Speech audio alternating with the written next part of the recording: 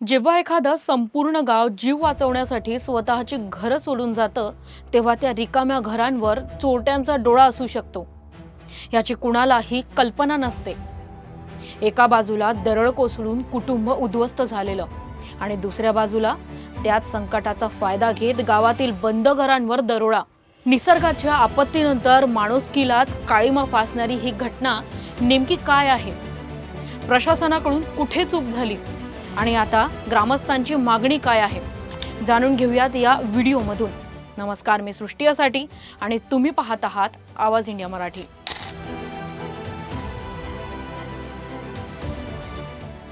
ही घटना आहे पुणे जिल्ह्यातील मावळ तालुक्यातील पाटण गावाची।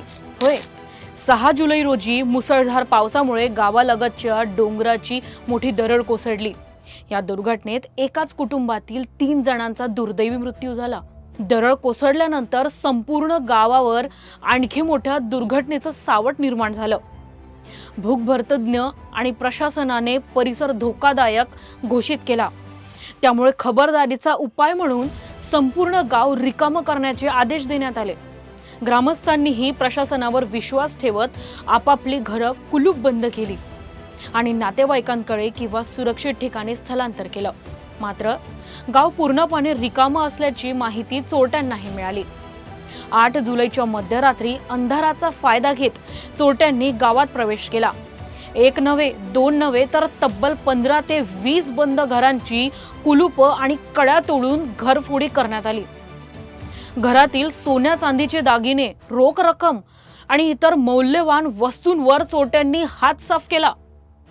लाखो रुपयांचा एवज घेऊन आरोपी पसार झाले। म्हणजेच ज्या कुटुंबांनी जीव वाचवण्यासाठी घर सोडलं, त्यांचं आयुष्यभराचं कष्टाचं संचित एका रात्री लुटलं गेलं। चोरीची माहिती मिळताच ग्रामस्थ तातडीने गावात परतले। घरांची तुटलेली कुलूप, अस्ताव्यस्त सामान आणि रिकामे कपाट पाहून अनेकांना धक्का बसला। प्रशासनाच्या आदेशाचं पालन करून आम्ही गाव सोडलं, पण त्यानंतर आमच्या घरांची सुरक्षा कोणाची जबाबदारी होती? गावात पोलीस गस्त किंवा बंदोबस्त ठेवला असता तर ही घटना टाळता आली असती, असा आरोप ग्रामस्थ करत आहेत। या घटनेनंतर ग्रामस्थांनी प्रशासनाकडे काही प्रमुख मागण्या केल्या आहेत। सर्व घरांचे तातडीने पंचनामे करण्यात यावेत। चोरीला गेलेल्या मालांची नुकसान भरपाई द्यावी। आरोपींना तातडीने अटक करून मुद्देमाल परत मिळवून द्यावा। गावात 24 तास पोलीस बंदोबस्त ठेवावा। तसेच अशा आपत्तीच्या काळात रिकाम्या गावांच्या सुरक्षेसाठी स्वतंत्र यंत्रणा उभी करावी, अशा मागण्या केल्या आहेत। या घटनेने केवळ पाटण गावच नाही, तर संपूर्ण आपत्ती व्यवस्थापन व्यवस्थेवर प्रश्नचिन्ह उभं केलं आहे। कारण जेव्हा प्रशासन नागरिकांना सुरक्षिततेसाठी घर सोडण्यास सांगतं, तेव्हा ते नागरिकांच्या मालमत्तेच्या सुरक्षेची जबाबदारी ही व्यवस्थेने घ्यायला नको का? जर अशा परिस्थितीत घरही सुरक्षित राहणार नसतील, तर भविष्यात लोक प्रशासनाच्या स्थलांतराच्या आदेशांवर कितपत विश्वास ठेवतील? निसर्गाच्या आपत्तीशी लढणाऱ्या नागरिकांना चोरट्यांच्या रूपाने दुसऱ्या संकटालाही सामोरं जावं लागलं। आता या प्रकरणात आरोपींना अटक कधी होते? चोरीचा मुद्देमाल परत मिळतो का? आणि प्रशासन ग्रामस्थांचा विश्वास पुन्हा जिंकू शकतं का? याकडे आता सर्वांचे लक्ष लागलेले आहे। या संपूर्ण घटनेबद्दल तुमचं मत काय?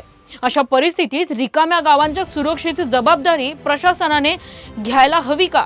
तुमचं मत आम्हाला कमेंटमध्ये नक्की कळवा आणि पाहत रहा आवाज इंडिया मराठी।